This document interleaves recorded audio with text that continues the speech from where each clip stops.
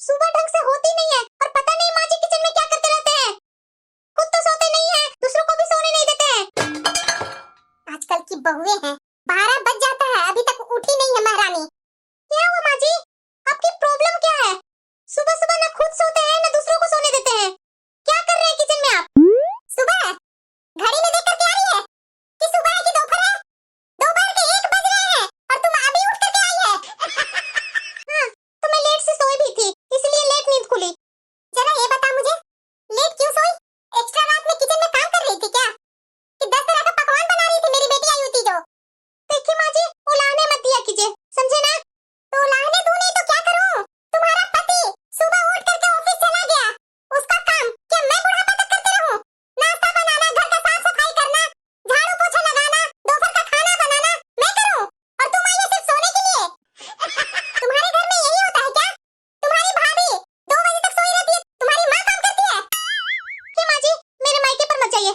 मेरे मायके और मेरे ससुराल में जमीन आसमान का फर्क है, समझे ना? मैं क्या आपको बोलती हूँ काम करने के लिए? मैं तो कितनी बार आपसे बोला कि काम वाली को रख लेते हैं, तो आपको तो पैसे बचाना है। वाह बहू वाह, कौन सा रजवाड़ी घर में शादी करके आई है जो यहाँ तुम्हारा सुबह से लेकर के शाम तक नौकर चाकर लगे रहेंगे तुम्हारे आगे पीछे?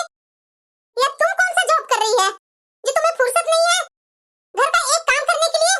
तुम्हारी सास सुबह से उठ करके दिन भर काम करती रहती है, तुम्हें थोड़ा सा भी फिक्र नहीं होता कि मैं भी तो सास के साथ कुछ लग करके काम कर दूं?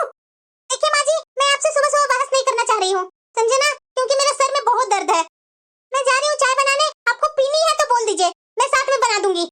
मैं कोई दोपहर में चाय नहीं पीती हूँ, तुम ही जा करके बना करके पीती रहा। और हाँ बहू, चाय बना करके चाय वाली बर्तन धो करके जाना, मैं नहीं धोते रहूंगी तुम्हारी बर्तन। मेरी चाय वाली बर्तन मेरी सास धो देगी तो पता नहीं क्या हो जाएगा इनको, एक एक बर्तन धोने के लिए लड़ाई करते रहेंगी। माँ जी, मैं अपने मायके जा रही हूँ। क्यों? क्योंकि मेरा सर का दर्द ठीक नहीं हुआ, तो अपने मायके जाऊंगी तो वहाँ की फैमिली डॉक्टर से मैं दिखवा लूंगी।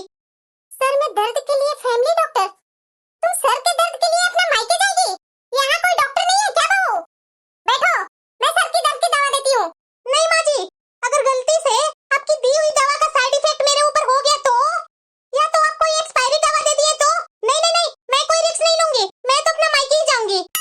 हे भगवान, कैसी बहू मुझे मिली है? 2 दिन होती नहीं है कि अपनी मायके चली जाती है, और मेरा बेटा भी कुछ नहीं बोलता इसे। मैं कुछ बोलूंगी तो लोग यही बोलेंगे कि साल लगा नहीं अपनी बहू को जीना मुश्किल कर दी। मैं करूं तो क्या करूं? ये बहू से मैं बहुत परेशान हो गई हूँ। ना तो घर का एक काम करती है, सारा काम करके देती हूँ, उसके बाद भी 2-2 दिन पर मायके भाग जाती है।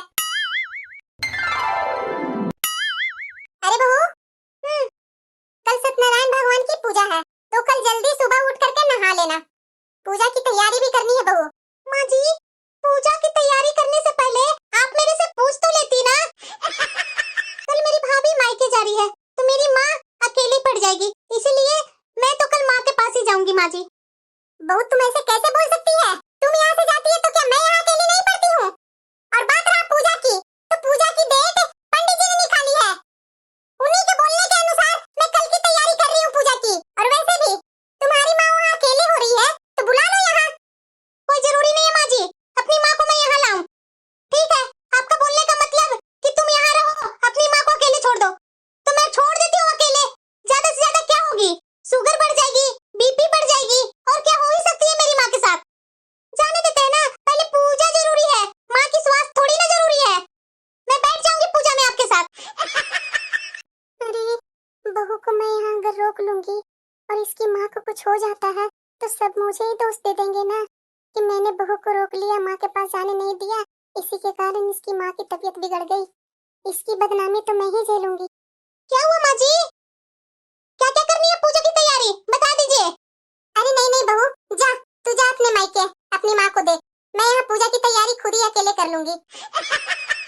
पूजा की तैयारी भी मैं स्टार्ट करती हूँ, अकेले मैं किधर क्या करूँ? बहू है कि ससुराल में रहती नहीं है। मैं पूजा पाठ करवाती भी हूँ किसके लिए? बेटे बहू के लिए, लेकिन मेरी बहू सुने तो ना। उफ, कितनी गर्मी है, इस गर्मी में तो मेरे से खाना नहीं बनाया जाएगा। राहुल, हाँ बोलो। देखिए ना कितनी गर्मी पड़ रही है, इस गर्मी से तो हालत खराब हो गई है हाँ वो तो बात सही बोल रही है। क्या मैं सही बोल रही हूँ राहुल? इस गर्मी में तो मेरे से खाना नहीं बनता है, चक्कर आने लगते हैं मुझे। मैं सोच रही हूँ ना कि जब तक ऐसी गर्मी है ना, तब तक मैं अपने मायके से होकर के आ जाती हूँ। अरे कोमल, ये गर्मी एक दो दिन के लिए थोड़ी ना है, ये गर्मी पूरे 5 महीना रहती है। तो क्या तुम 5 महीने के लिए अपने मायके में रहेगी? तो क्या हो गया? आप जब यहाँ रहते हैं ना, घर में एसी लगाते हैं ना, किचन में एसी लगाते हैं, तो मैं यहाँ कैसे रहूँ? इससे अच्छा तो मेरा मायका है ना कि हर जगह एसी लगा हुआ है, और यहाँ तो मुझे रह करके काम भी करनी पड़ती है, वहाँ तो मुझे एक काम नहीं करनी पड़ती है। तो बताइए, मुझे ज्यादा अच्छा रहने में कहाँ है, यहाँ कि मेरे मायके? मैं आराम से अपने मायके में अच्छा खासा रेस्ट करती हूँ। मैं यहाँ नहीं रहूंगी तो नहीं रहूंगी इस गर्मी में, मुझे अपने मायके जाने दीजिए। मैं कुछ नहीं बोल सकता हूँ इस बारे में, तुम्हें माँ से ही पूछनी होगी, मैं कुछ नहीं बोल सकता हूँ। आपसे उम्मीद ही नहीं थी। मेरे बेटे से जिद कर रही है, इस बार कुछ भी हो जाए, इस बार तो बहू को मायके जाने नहीं दूंगी मैं। ये इस घर की जिम्मेदारी कब समझेगी बहू? अब मुझे ना बहू से टाइट होकर बात नहीं करनी पड़ेगी, अब मुझे उसे प्यार से बात करनी पड़ेगी, शायद प्यार से समझ जाए। माँ जी। हाँ बहू, बोलो, कुछ काम था क्या? हाँ माँ जी, कुछ काम था आपसे। आओ ना बहू, इधर बैठते हैं हम दोनों। अब बोलो, क्या बात करनी है? माँ जी, मैं अपना मायके जाने चाह रही हूँ, लेकिन आपके बेटे हैं कि मुझे जाने नहीं दे रहे हैं। बहू, मेरा बेटा क्या गलत कर रहा है? मुझे गलत मत समझना बहू, मैं तुम्हें तुम्हारे मायके जाने से नहीं रोक रही हूँ, लेकिन तुम्हें इतनी जल्दी जल्दी अपने मायके जाने से तुम्हारी इज्जत कम हो जाएगी बहू। तुम्हारी भाभी बहू तुमसे परेशान हो जाएगी, और देखना एक दिन ऐसा आएगा ना कि तुम्हारे मायके से सारे रिश्ते खत्म हो जाएगी। माँ जी, आपको ऐसा क्यों लगता है? मेरी भाभी और मेरी माँ ऐसे नहीं है। आप मुझे कितना भी बाद में बहला लीजिए, लेकिन मैं अपने मायके जाऊंगी तो जाऊंगी। नहीं है तो क्या हुआ बहू, समय बदलते आदमी भी बदल जाते हैं। बहू, मैं फिर से तुम्हें बोल रही हूँ, तुम्हारा यहाँ ससुराल है, तुम्हारा यहाँ सब कुछ है, ना कि तुम्हारे मायके। अपनी जिम्मेदारी ससुराल के ऊपर समझ बहू, ये सब तुम्हारा है, मायका तुम्हारी भाभी का है, ना कि तेरा है। क्या माँ जी, फिर से मेरे से उल्टा सीधा बातें करने लगे? मैं अपने मायके जाऊंगी तो जाऊंगी, कोई नहीं रोक सकता मुझे अपने मायके जाने से।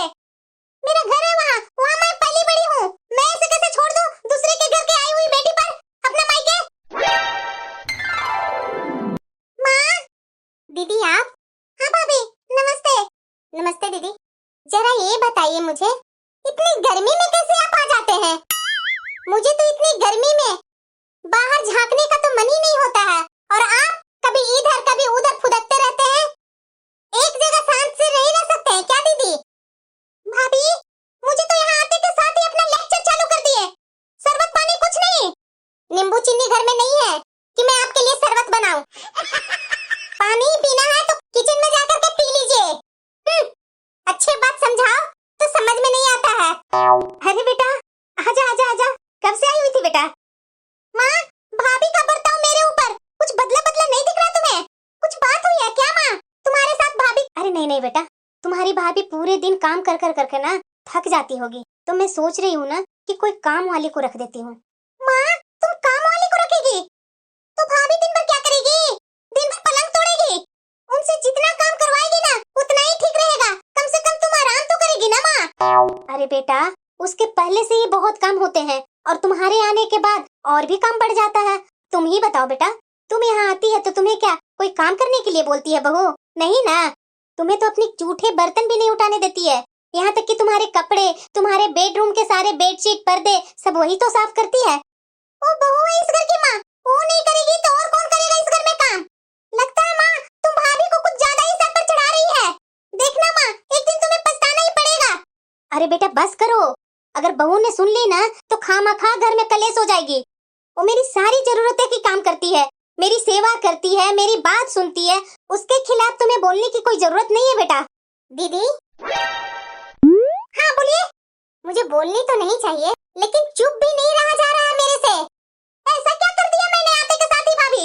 आपने कुछ नहीं किया, आप माँ जी से आग लगा रही हैं। ओ क्या कर रही हैं आप?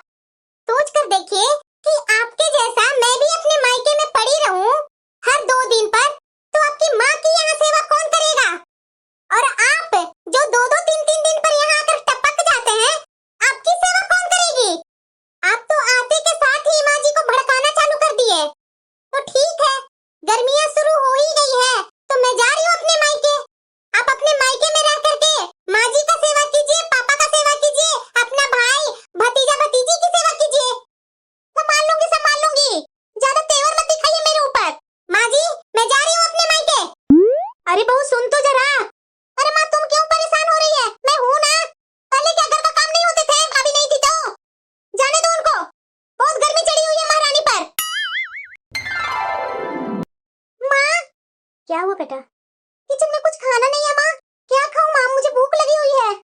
अरे बेटा, किचन में खाना नहीं है तो तुम बना लो ना।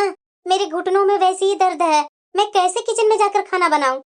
बहू रहती थी तो घर का सारा काम वही संभालती थी, मैं तो एक काम नहीं करती थी बेटा। अब बहू गई है तो सारा काम का बोझ मेरे ऊपर आ गया है। मेरे से जितना बन पड़ा उतना की, अब मेरे से नहीं हो रहा तो मैं क्या करूं? मैं तो तुम्हारा ही वेट कर रही थी कि तुम कब उठेगी कि चाय नाश्ता बना करके देगी।